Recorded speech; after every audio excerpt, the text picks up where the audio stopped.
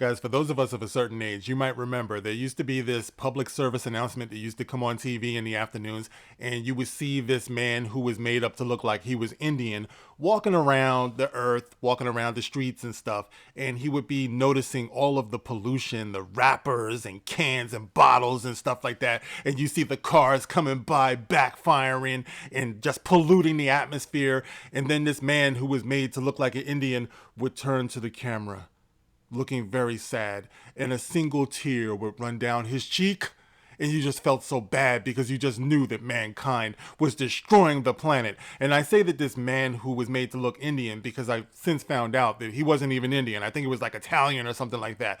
But if you remember that PSA, then you feel me when I say that this is what we need today. We need that. We need another like PSA to show a man who's made to look like he's Indian walking around, and he's seeing all of these discarded masks and stuff all over the ground. I know you guys have seen it because I've talked about it. I've posted about it on Twitter, and they're just all over the place. And it's funny because these people who are so pro-mask and pro-vax, they'll be the first person to tell everybody else, you're selfish. You're so selfish for not wanting to do this. You know, but these people, like, what is the point in wearing a mask?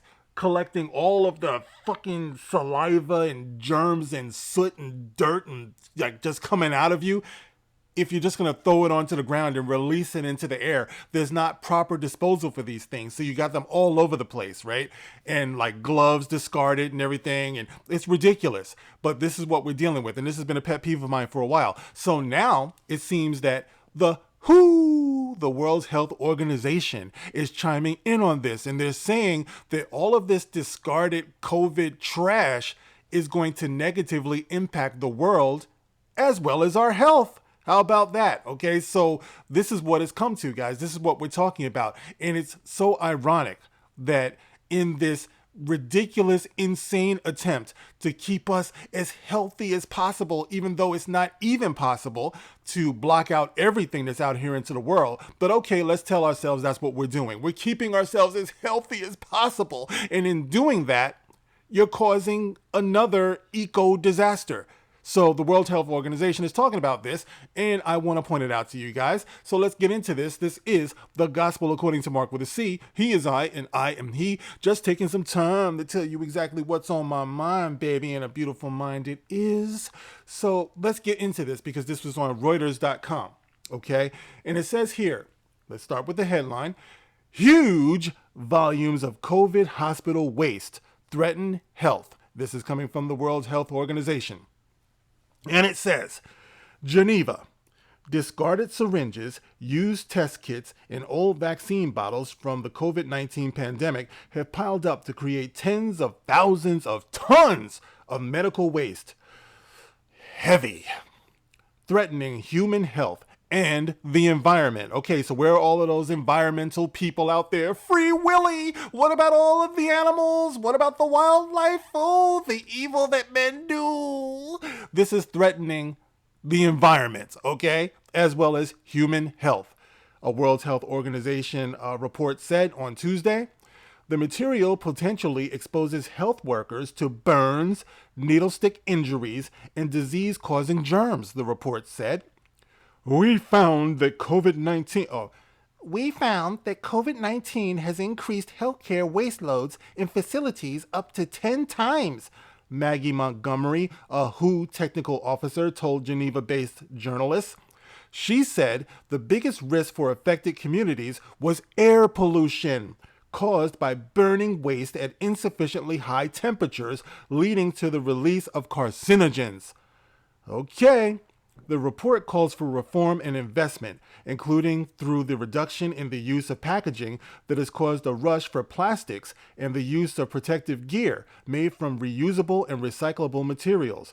The WHO report estimates that some 87,000 tons of personal protective equipment, PPE, or the equivalent of the weight of several hundred blue whales, has been ordered via a UN portal up until November 2021, most of which is thought to have ended up as waste.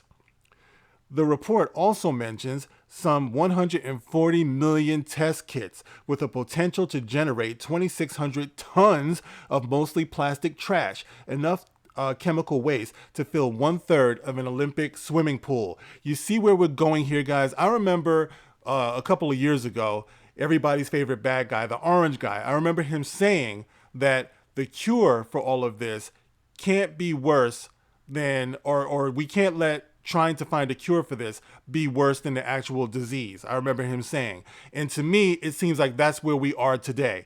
Through the usage of all of these experimental jabs and stuff, that's causing side effects and everything like that.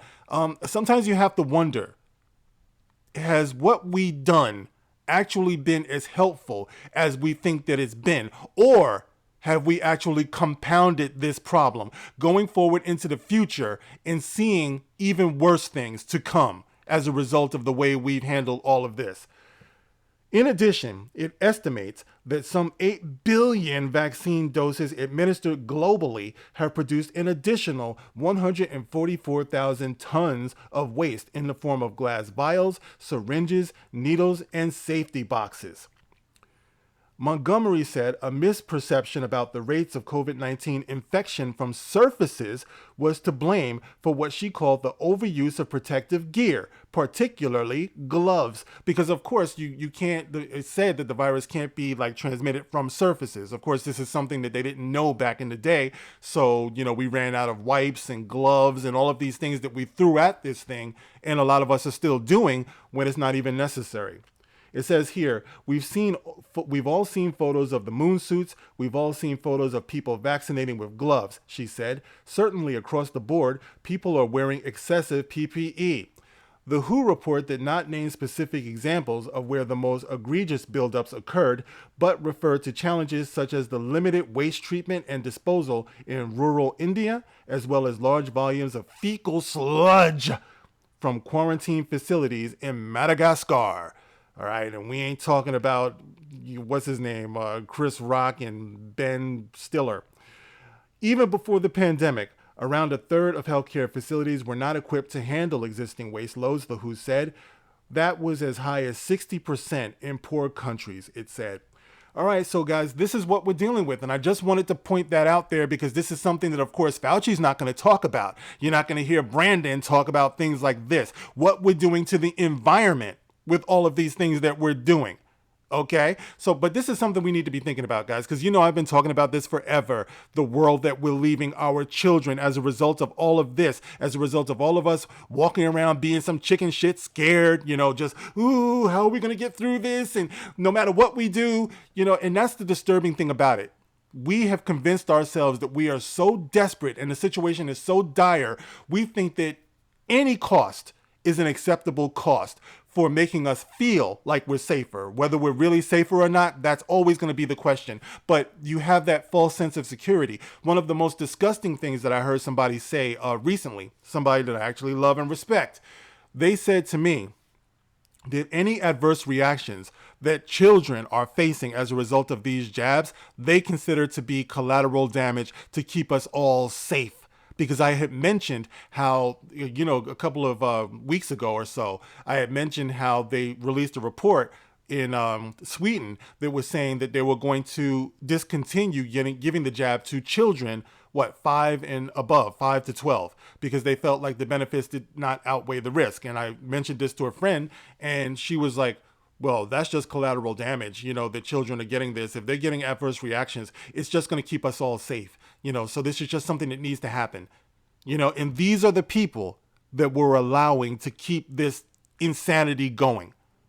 Like, at what point does good sense prevail? At what point do we stop letting these people define what is and what isn't misinformation when the science is out there for all to access? And you hear all of these qualified voices talking about this, especially when it comes to issues of the environment we all claim to care so much about, right? The environment. Well, here's the story, guys. And I just wanted to put it out there. So you guys tell me how you feel about that. This is something, like I said, you can share it and let people know there are repercussions that we're going to have to deal with in the future based upon the way we're handling this. All right, guys, so get in the comment section. Let me know how you feel about this. You can like, you can share, you can subscribe. As always, you can catch me on Twitter, Rumble, Odyssey, come check me out, guys. Thank you for listening. This is the Gospel According to Mark with a C. Rock on.